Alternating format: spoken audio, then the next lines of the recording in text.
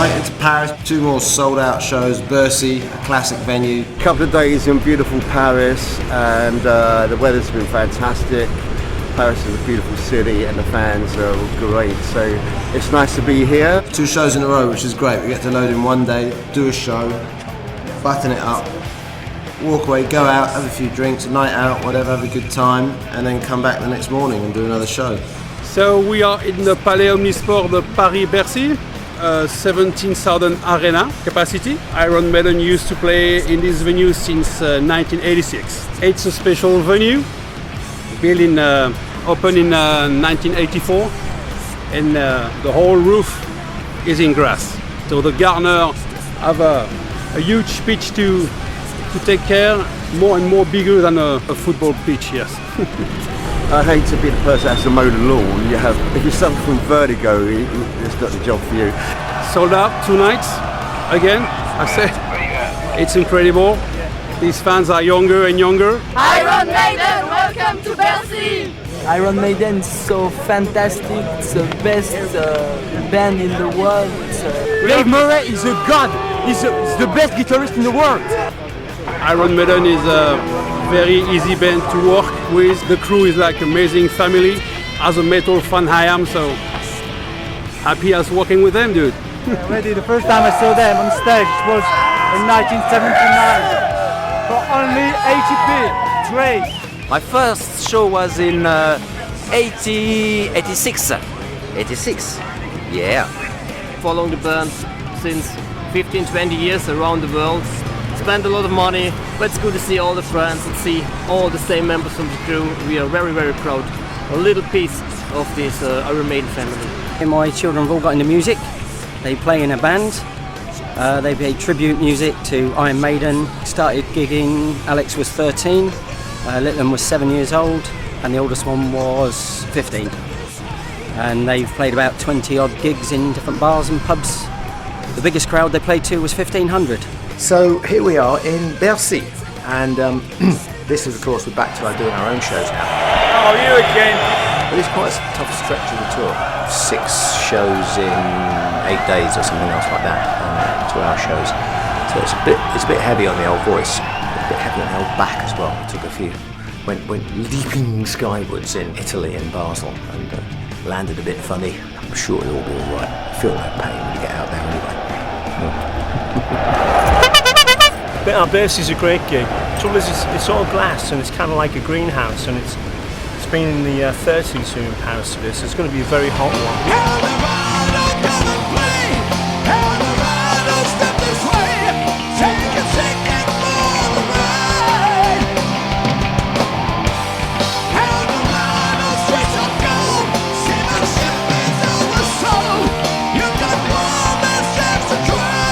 Yesterday was probably one of the hottest gigs we've ever done. It was 100 degrees outside, about 120 inside, and we went bang on the stage full of energy and enthusiasm, and after about 5 songs in, it was starting to get like giddy. Dave's complaining today that he's one of his fingers, his poor little pinkies, all sore because just the calluses you build up on your fingers get shredded in the heat.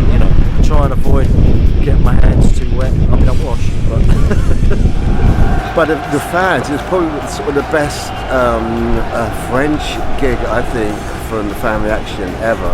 It was just totally phenomenal. They were there with us right from the beginning to the end, and it was hot for us, and it was even hotter for them. Absolutely unbelievable crowd-wise and heat-wise. The sweat was actually running off the walls. It was unbelievable, and I think we all lost a good few pounds, which is a good thing. We lost so much weight last night. We'll see this little truck here. We're going to be our next tour. We're going to fit in the back of that. After Bercy, Paris, we were off to Roskilde and then Gothenburg, Oslo, and beyond that, I sort of don't look too much beyond that really. Otherwise, it does me in.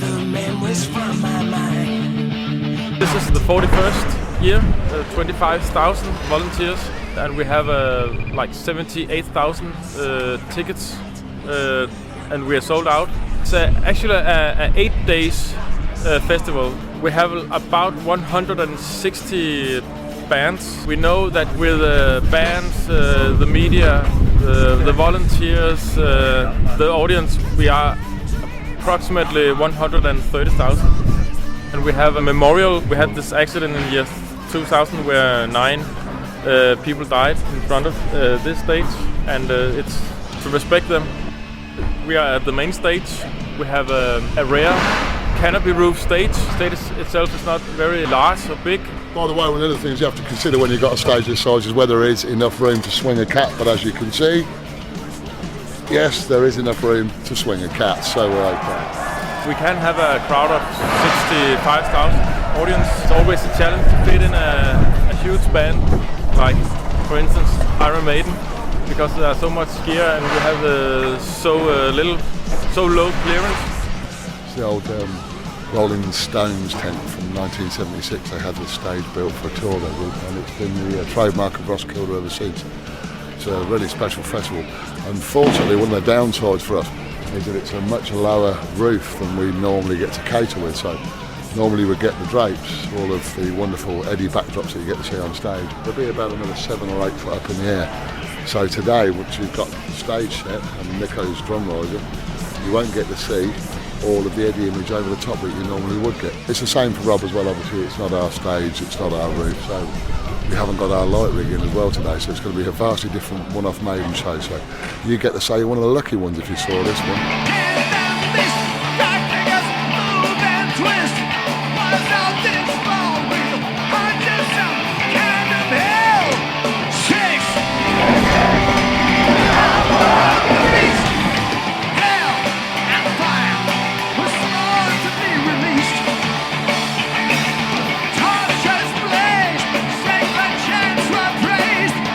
Welcome to Ullevi in Gothenburg. Gothenburg actually as a city shuts down when Iron Maiden come into town.